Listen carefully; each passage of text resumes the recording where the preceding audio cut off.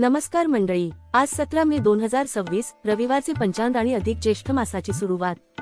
आज शुक्ल प्रतिपदा रात्री सकाळचे 9:42 पर्यंत राहणार आहे, त्यानंतर द्वितीया सुरू होईल। आज कृत्तिका नक्षत्र दुपारी रात्रीचे 2:33 पर्यंत असून नंतर रोहिणी नक्षत्र सुरू होईल।